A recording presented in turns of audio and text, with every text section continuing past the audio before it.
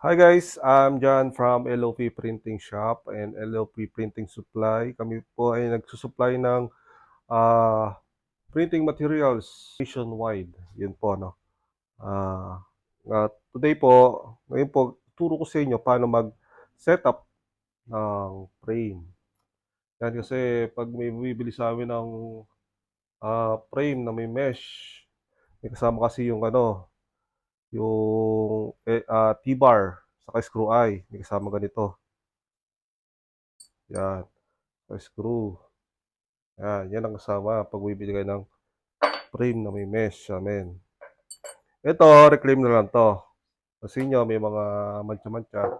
Huwag nyo na lang pupasin yun, ano? Kasi, ay tuturo ko sa inyo paano i-set up ang frame. So, ako, gagamitin ko is itong L-bar. Madalas ko ito kasi ginagamit ko eh. Mas dito ko nadadalihan. Pero kung sa inyo, kung nadadalihan ka sa T-bar, okay lang. Ako sa L-bar ako nadadalian. Set up natin muna bago ituro yung iba.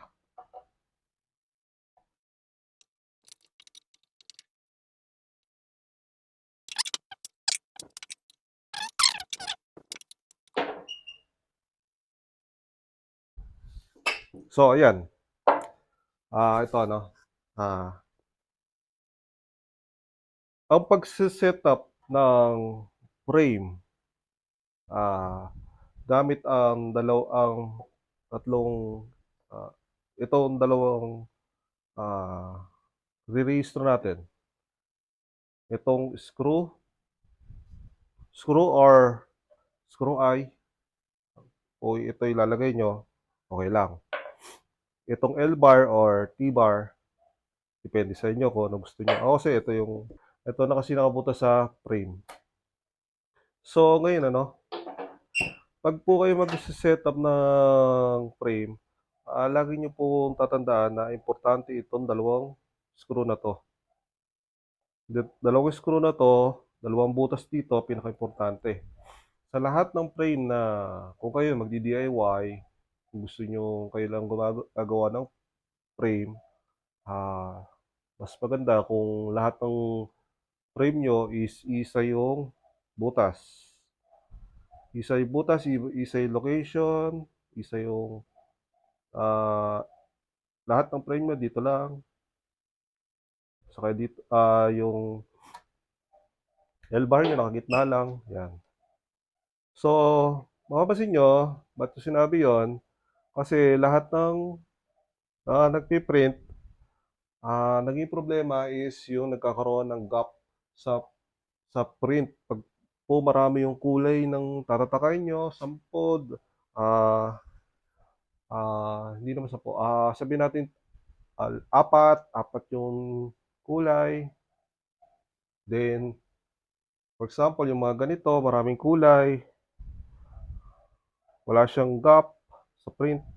Sample yan, walang gap sa print.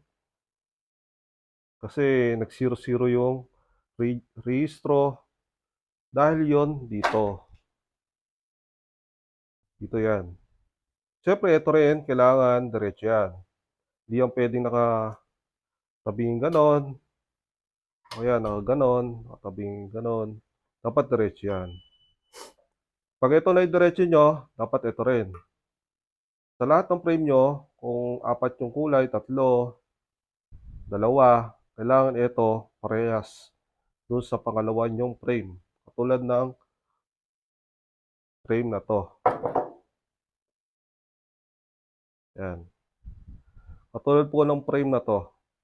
Lahat po ng frame namin, isang butas dito. Yan.